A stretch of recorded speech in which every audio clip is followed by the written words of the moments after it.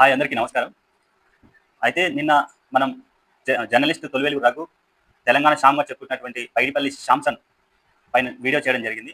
ఆ వీడియో కింద కొంతమంది ప్రజలు రకరకాలుగా కామెంట్లు పెట్టడం జరిగింది. దాంట్లో ముఖ్యంగా కొన్ని కామెంట్లున్నాయి. ఈ కామెంట్లు ప్రజలకు తెలియాల్సిన అవసరం ఉంది. మరీ ముఖ్యంగా రఘు, శాంసన్ లాంటి వాళ్ళకి కూడా తెలియాల్సిన అవసరం ఉంది. చూపించాల్సిన అవసరం కూడా నా మీద ఉంది. ఈ వీడియో కింద వచ్చిన కామెంట్లను మాత్రమే నేను ప్రెజెంట్ చేసే ప్రయత్నం చేస్తా. ఈ వ్యాఖ్యలకు నాకు ఎటువంటి సంబంధం లేదు.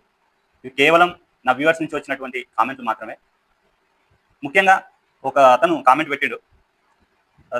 3529 ఎస్పీ ఆయన ఏం పెట్టిందంటే చదివి వినిపించే ప్రయత్నం చేస్తాను మీకు.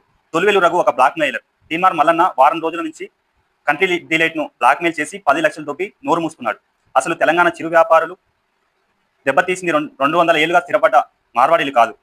లులు మాల్ లాంటి మల్టీనేషనల్ కంపెనీలు బలవంతులైనటువంటి వారి గురించి మాట్లాడకుండా లోకల్‌గా సులభంగా డబ్బులు వసూలు చేసుకోవచ్చని మార్వాడీలను టార్గెట్ చేస్తున్నారు. దొంగ వేవలంటూ ఒక ఆయన మాట్లాడిండు. రఘు టెర్రరిస్ట్ అంట ఒక ఆయన, ఇంకో ఆయన ఎవరు? వడ్ల కృష్ణ. ఇంకేమంటున్నారు ఒక ఆయన?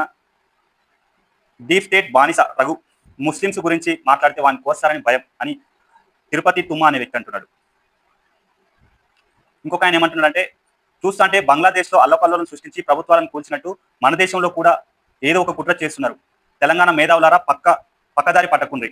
ముందు 3 లక్షల ఉద్యోగాల నోటిఫికేషన్ కోసం పోరాటం చేయండి. మిమ్మల్ని బొల్తా కొట్టిస్తున్నారు. తెలంగాణను ఆగం పట్టేయకండి అని చక్రపాణి నోముల అంటున్నాడు.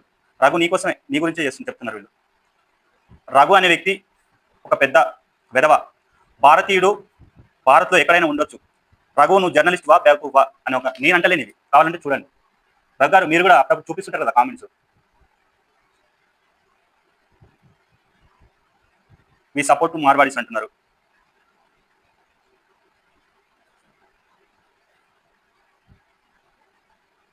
ఇంకో ఆయన ఏమంటున్నారు, రోహింగ్యాల గురించి మాట్లాడితే ఛానల్ బంద్ చేయిస్తారని భయం అంట. ఇంకో ఆయన ఏమంటున్నారు, ఫస్ట్ నువ్వు తెలంగాణలో నుంచి వెళ్ళిపో, ఇంకా చాలా మంది ఉన్నారు, వీళ్ళు తెలంగాణను వెళ్ళిపోతే తెలంగాణ ప్రశాంతంగా ఉంటుందని అంటున్నారు ఆయన. రఘు ఇంకా చాలా ఉన్నాయి చెప్పాలనుకుంటే, కానీ అవి మాటలు కొంచెం దారుణంగా ఉన్నాయి. కావాలంటే వీడియో కింద చూసుకోవచ్చు. రఘు ఇప్పటికే నేను ఒకటే చెప్తున్నా, జర్నలిస్ట్వి, నీకంటూ ఒక మంచి పేరు ఉంది. నేను కూడా ఒకప్పుడు నీలాగా మీడియాలోకి రావాలి, నీలాగా ప్రశ్నించాలి అని అనుకున్నా. నువ్వేం చేస్తున్నావు? బీఆర్ఎస్ పార్టీ అధికారంలో ఉన్నప్పుడేమో డైలీ పొద్దున్న లేస్తే మార్నింగ్ న్యూస్లో కేసీఆర్ని, కేటీఆర్ని, కవితని, హరీష్ రావుని మొత్తం బీఆర్ఎస్లను టార్గెట్ చేసి ఆడ లేని ప్రాపగాండా సృష్టించి ఆ ఛానల్ పెట్టుకున్నావు. సరే, నీ ప్రయత్నం నువ్వు చేసినావు. కానీ ఇప్పుడు చేస్తుంది ఏంది?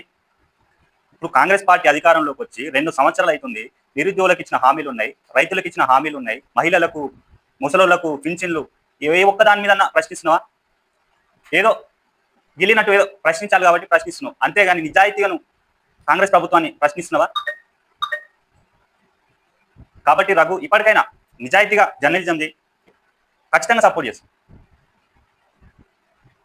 మీకు ఈ వీడియో నచ్చినట్టయితే లైక్ చేయండి, షేర్ చేయండి, సబ్స్క్రైబ్ చేయండి. మీ అభిప్రాయాన్ని కామెంట్ రూపంలో తెలియజేయండి. థ్యాంక్ యూ, ధన్యవాదాలు.